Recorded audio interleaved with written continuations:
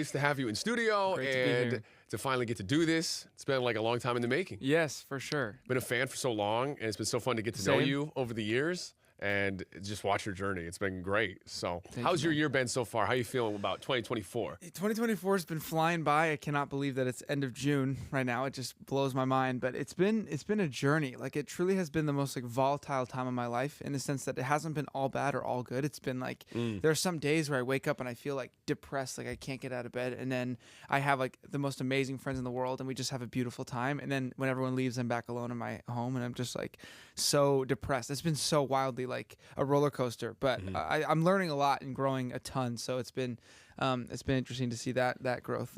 TT over here has seen it all. So TT. Shout out to TT. So, are you like a introvert or like extrovert for the most part?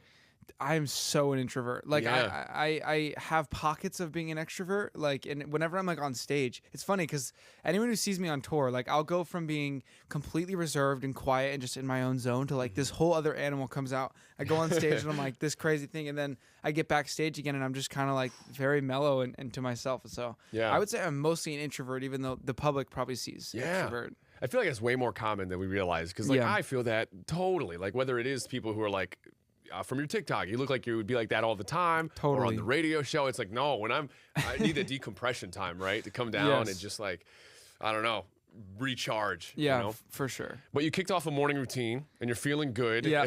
What does that consist of? Like, what's your morning routine look like? And Yeah, it's right now I'm trying to get up at 7, which sounds like not that crazy, but Yeah, no, like, it- I used to get up at 5, so that's, but anyways, I'll do 15 minutes of meditation, 15 minutes of reading, typically like a psalm or something. And then I do 10 minutes of the Wim Hof breathing method. Have you ever done that? no, let's Bro, try it. It'll change your well, we can't do it here. It takes Oh. 10 minutes, but Yeah, I sorry. mean, we Full could interview. we could, yeah. We guide people through a breathing Oh, gotcha. meditation. No, but it's basically it's 30 rounds of huge breaths, and then you exhale and hold your breath for a minute, and which seems hard, but it's actually not at all. And you literally feel like, can I say that you feel like you're high? Yeah. Like you literally feel insane, but it's completely natural. Oh, wow. And then I do 5 minutes of walking the little guy, Woody, and Yeah. gratitude out loud, just sort of, pondering the things I'm grateful for. And then I do like a little journal. Have you heard of The Artist's Way? Mm-hmm. Yeah. She does that morning pages where it's Oh, just yeah. 3 pages of just like vomiting, which helps me so much. And by the end of that like 90-minute routine, I feel like Superman, bro. I'm like on a whole Wow. different level. I feel so clear, so sharp. And then any like stresses that come up throughout the day just kind of, they don't knock me over as much. So Yeah, it's a game productive changer. 90 minutes. When you Yeah. explain that, I'm like, dang, this dude's doing this for 2 hours. yeah. But that's amazing. I love that. And you've been on the bowl. I've been watching your stuff, man. You're over at Saddle Ranch. You're pretty good at that. I was pretty terrible, actually. I know. did not last very long at all. Well, you were but TikToking during it, so it's kind of hard, Right, yeah. to stay on the bowl there. my legs were in a lot of pain Oh, after I got off of that. no. I was like actually in so much more pain than I anticipated. And it was actually kind of embarrassing because everyone was like laughing at me, and like, it's fine because, I'm doing it, Yeah, it's for the bit. for the bit. But it was weirdly like kind of embarrassing to just have like 50 strangers just like cackling at you. Yeah. Falling off What a weekday bowl. was that? Was it a weekday It was or weekend? A Wednesday? Yeah, so that's a tough crowd. Yeah, It's yeah. like 50, 60-year-olds. Totally. That's- Well, and also someone like asked for a photo like right before I went up, and I wasn't in the suit yet. Oh. They like asked for a photo. I was like, I'm about to be on the bowl in a disco suit, so stay tuned for that. And It's like a show. Yeah. It's part of the attraction. That's great. But it's all for the song, obviously. Yes. And it's so good to have new music from you out. Like, how you feeling about this work you're putting out right now? Dude, I seriously could not be more excited for this album and just the music. I had a moment when we were finishing up the album where I kind of was like, even though it's taken me like 4 or 5 years to do this album, I was like, it's actually been so worth the wait because I went through so many seasons of trying to find my sound and figure it out and work with different people. And I've worked with a lot of wonderful people, but I kind of landed with Jeremy Hatcher and Tommy English, who Jeremy did the last 2 Harry Styles albums. Tommy worked with Borns and did a lot of their stuff. Electric Love, which is like one of my favorite songs ever. And so we kind of found this sort of dynamic trio, I guess. And it's just been a beautiful journey to, really define the sound. And I feel like what's cool about the album is like each song kind of has a different genre and goes in a different lane. It's not all the same same beat. It's like it's all not beat. It's not the I know what same you mean. lane. Yeah, Or theme. Yeah, maybe. exactly. But what is also cool is while there are all these different lanes, it does follow a storyline, and you know it accidentally did that. Like I kind of put them all together and realized like each song is following this thread, and so it tells a whole complete story while each song being unique. So Wow, couldn't be more excited. that's awesome. Yeah, I love that too. I just albums in general, like they're underappreciated now with at least the Totally. storytelling. But people like Billie Eilish who like Right. say, no, it is an album. You got to listen to it like this. Is that kind of how it's set up for you? 100%. Listen Yeah, through it all the yeah. way. I hope people listen start to finish, and I hope if anyone's like knows who I am but maybe hasn't listened to music, if they're gonna listen to anything, I just hope it's this album, you know. So Right. yeah, I'm Amazing. excited. So when you find that group, like your people, how big of a difference is it like for your creative process? Bro, literally it's like night and day, because I feel like before I was taking music so serious, and I had coffee with a friend the other day. I was like, it's deep, but it doesn't have to be serious, you know, like you're allowed to, you know, go to the depths, but don't take it so seriously. And we sort of just like hung out for 95% of the time, and then 5% of the time was making music. And the best music I've ever made came from just like, we just nonstop are making jokes. We'll be in the middle of cutting a vocal and we're just like goofing around for like an hour, and then we're like, maybe we should get back to actually working, you know. I feel like that's where like the best stuff comes from. So it's just a completely different creative process, and really just taught me like, we're making music here, you know, you should have fun, you know. And some days it is deep and serious or whatever, but it's like we're mostly just like making music. So just chill and have a good time, and then the music will follow. So It's amazing. Pretty Well, cool. July 26th, it's officially here. Yes. Right? And I mean, I'm just so excited for you. What are you most excited for your fans to kind of take away from the album? Yeah, I think there's songs like Cherry Blossom, which are more like fun and sort of bright and easy, but then there's songs like Mirror, where I kind of it's you know, it's a lot about the addictions that I've been through, and just like the struggles that I faced, and sort of not being able to recognize myself in the mirror. But then I also have a song, Look How Far You've Come. I guess I'm kind of giving away a lot of the tracks. I was going to say, like, I have the list, and I was like, oh, I want to talk about these. But you've already mentioned like half, so I think we're good to go. But like Look How Far You Come is sort of a love letter to my younger self, of like, and also to my current self, of like, when you're struggling, when you can't see the light, it's like, look how far you've come, and let that be your motivation for like, if you got this far, you can keep going. And so there's a lot of different themes and messages, a lot of heartbreak, a lot of romance, all that in between, you know. So it kind of just covers the spectrum. But I don't know if there's a central theme for a takeaway other than, you know, look how far you've come, and let that be your fuel for the future. I love that. And then obviously the title, The Golden Years. Like, what do the golden years mean to you? Oh man, I mean, I think, you know, the last 4 or 5 years have been equally the most beautiful and like growthful years of my life, and also the most difficult and hopeless and painful, you know. And so it's like, it's not like the golden years is necessarily like, oh, everything's daisies and roses. It's like, no, it's actually been very difficult, but also the most rewarding years of my life. And so it's like, you know, I'm pretty young, you know, and it's like just trying to soak in this while you have it, and really appreciate what you got, and you know, live in the moment as much as possible, because you're only going to be in your 20s once, you know. But I also think, you know, there's songs like Circles, which again, I'm giving away song titles, but here we are. There's songs like Circles. That's all right, more fine, like, we'll play them all right now. It's more like a Fleetwood Mac vibe, you know, that I think will speak to a lot of the older generations. And so it kind of like goes the whole gamut. Is that the word, gamut? I don't know words. I was homeschooled. The gamut. Gauntlet? No, definitely not gauntlet. Sorry. The whole gauntlet. Guillotine. That's guillotine. Oh, man. Guillotine is crazy. Guillotine. Yeah, that's not right Guillotine, either. bro. Guillotine, man. No, I always think of that The Office quote where it's like, I wish you knew you were in the good old days before you left them. Yes. I think about that all Wait, the time. that's good. I gotta post that in a carousel. TT, make a note of that. Yep. I gotta put that screenshot. Is this like a team meeting right now? We're just Yeah, right. going over the tracks. Brainstorm. Yeah. All right, make this TikTok real quick. But you know, it's so true, because like every time that it feels tough and hard and all that, and then you look back in like a year or two, you're like, that was actually so nice and so fun and unique experience. So it's all about having that perspective, right? 100%. Yeah. And I think we also live in like such a time of very much like go, go, go, and it's the next thing, and we're always either numbing out on social media, or we're looking for the next biggest thing, and we are always chasing, instead of just like, you know, yes, you want to pursue things and you want to grow and you want all that stuff, but also realizing like, this is the golden years. Like, this is it, you know? You're going to look back and you're 90 and be like, dang, I'd give anything to go back and be. Damn, my screen time was 8 hours a day. Dude, for real. It's like, you know, man. like, this is your life. Like, you're missing it, you know? And I think I need that reminder all the time. Let's go outside, man. Why are we doing Yeah, this? yeah. Let's go This roll would be around in great. the grass. Come on, buddy. What is the oh gosh, what was I gonna say? Something about oh no, I lost it. Man, I'm just all motivated now by this. thinking of like motivational quotes and always good to ponder those. Yeah, always good to find. Well, since you've given so much stuff about the album out, can we talk about? You only have one feature. I have one feature. Can we talk about it? Well, let's do it.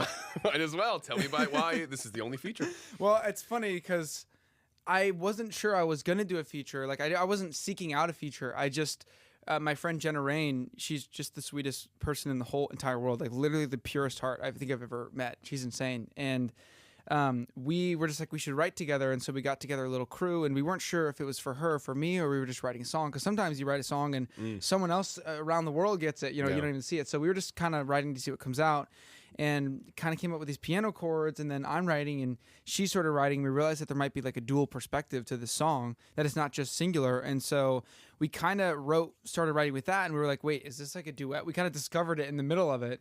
And so we ended up recording the song and realizing like it's one of my favorites on the album. And again, Jen is just the best. And so it's a very special song, and our entire friend group is like obsessed with it because we have a lot of mutual friends. And so anyways, it just kind of stuck with me, and it's been with me for about a year, and then we ended up just, you know, putting it on the album. But it's so exciting, and Jen is just the best. So. That's so cool. Well, shout out to Jenna. Can't wait for everyone to Jenna hear Rain. it.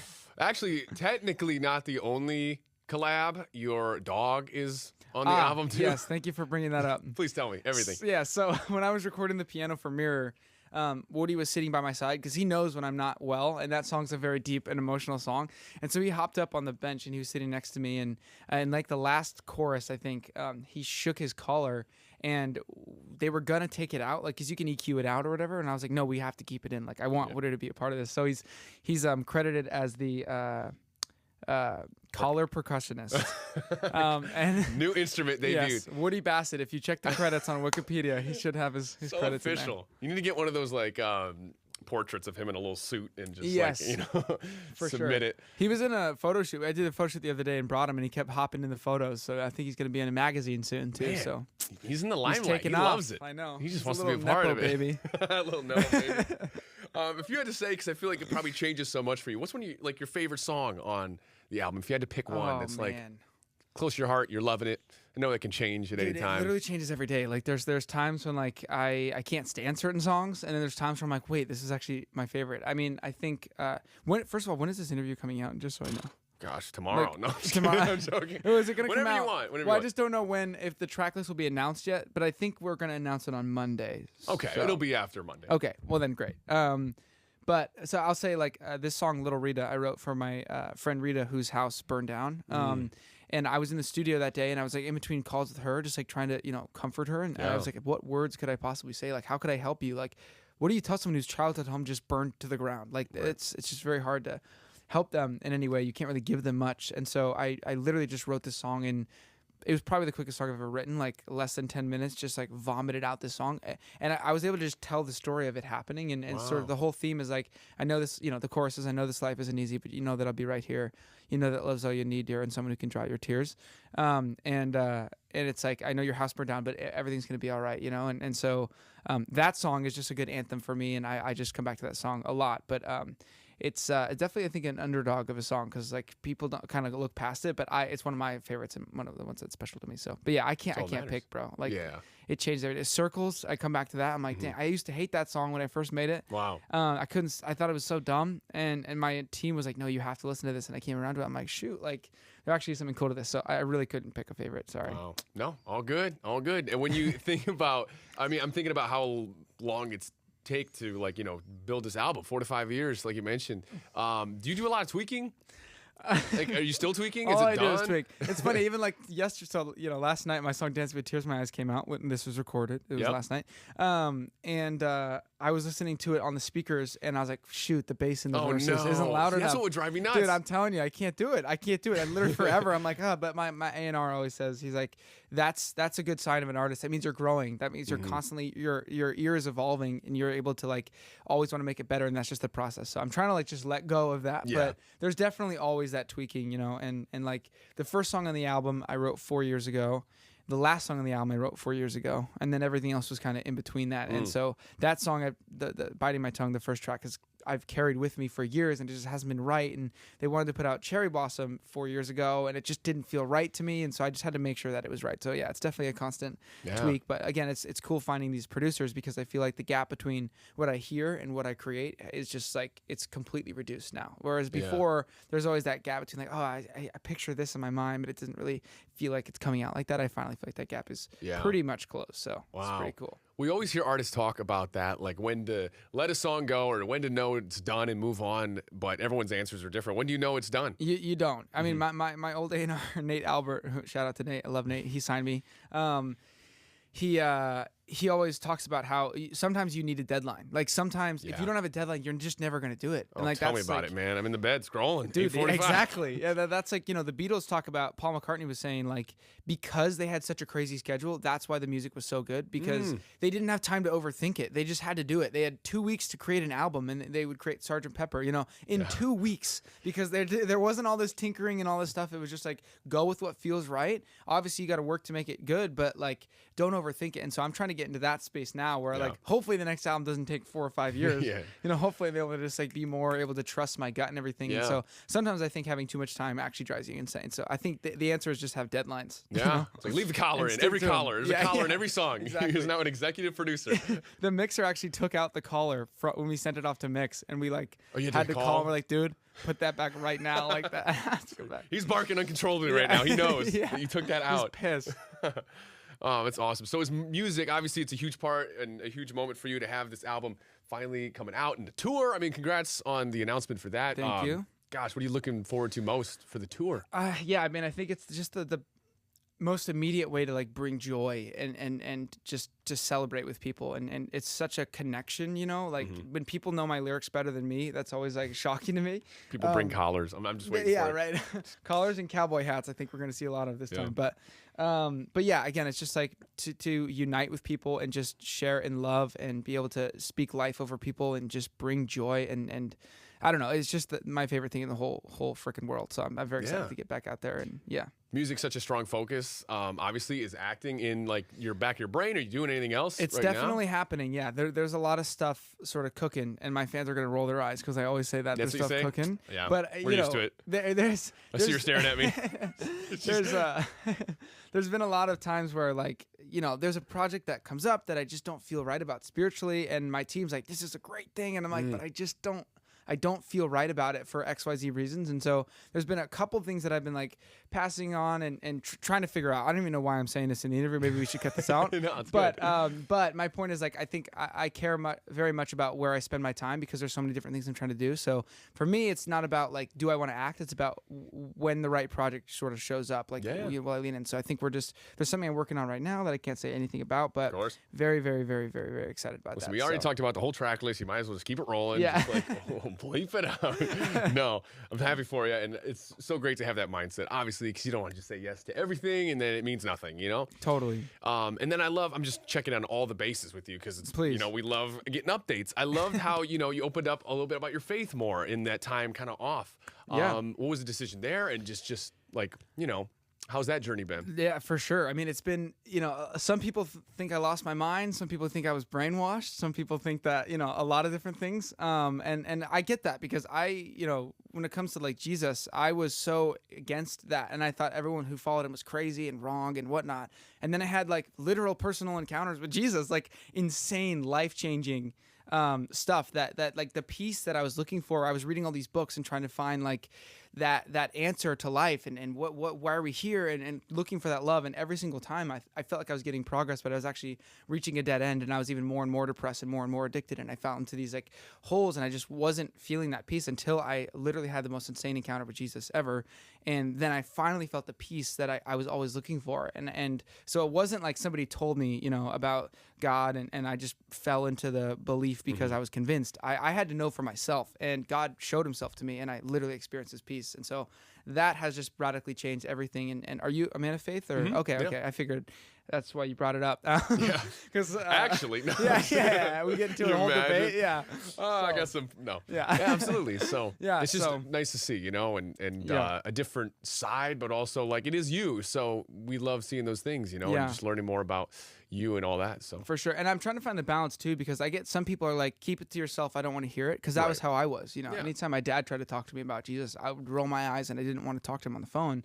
So I get that, but it's also kind of like, when you find peace and happiness and you find like what you truly believe is the answer to so much, it's hard to keep that to yourself and not want to share that with people. And so I'm trying to find the balance of like sharing my faith in a way that people don't feel like is attacking them or is trying to tell them that they're wrong, but more inviting them into the love that I've experienced through God, and so that's what I'm trying to navigate right now, is like, how do I just love people well and point to. And it's just being an example, right? Like, because people will just gravitate towards you anyways and become genuinely curious about like, wow, what makes you so happy, or how are you so, totally at peace? And then you kind of get to bridge that gap, at least in your eyes. So 100%. What's your For You page look like? I'm so curious what you're scrolling and what you're being served. Dude, lately it's been like, I feel like my algorithm is like showing me videos with like 0 likes. Like I'm getting dude, what is anyone that about? else? Like, totally, me too. I'm like, that's interesting. I don't know what's going on. I feel like the algorithm every now and again they do weird stuff with that, but it's all over the place, bro. I mean, I honestly want to find out how to diversify my For You page, because I feel like there's no way to like truly seek out, like, you know what I'm saying? Like, it just kind of shows you what it thinks you want to see, but I feel like I'm not on like Cook Talk enough. I'm not on Book Talk enough. Like, we will now. Yeah. Listen. Cook Talk. Dude, the other day I literally said, I'm telling you, me too. Bro, it's scary. Or you get served an ad and you're like, how? Dude, like, it is uncanny. Like, I've never looked up anything. I forget what it was, but I said something the other day that I've never looked up ever on my phone. And like, I saw a video with like no likes. That was like in regards to that. And I was like, okay, that's freaky. Like, it is pretty freaky, but they're always listening. But we love them, and we're thankful for all that they've done. Glad you're not banned. I'm sure you'll get some cooking videos right when we wrap up. You know what I love? I'm trying to like include some games here while we're here. Have you seen the word association thing on TikTok where we both say a word and then it's our job to say a word that is related to both, but it's the same word at the same time? Yeah. So like if I said Coca-Cola and you were like whale, and then we're like, okay, how do we find the word? And we're like, ocean. I don't know. If that makes no sense. Ocean, perfect. No, I get it. I just thought that example was amazing. So this has gone terribly every last time. No, let's try it. Let's make it good. Think of a word. Think of a word, any random word. Let's do, I'm ready. Okay. 3, 2, 1. Volleyball. Bunny and volleyball. What would it be? What would that possibly be? Come on. Bunny. What does a bunny do? Oh, yeah. Okay, here we go. Yeah. 3, 2, 1. Jump. Let's go. That's the show, everybody. How about we rhyme a word until we can't anymore? Okay. You're so Throw me a word. Why don't we rhyme until we can't anymore? Yeah. Let's just start diss track rapping. Bar. Can we get a beatbox? Yeah. Bar. Mars. Far. That's terrible Cars. beatboxing. I swear I'm better. It's too far apart. What's like the rhythm? Should we just like... Cars. Bars. I already said bars. Oh, man. Okay, this is going so good. These games. Here we go. Here, let's get the beat. Stop. Cop. Mop. Drop. Lock.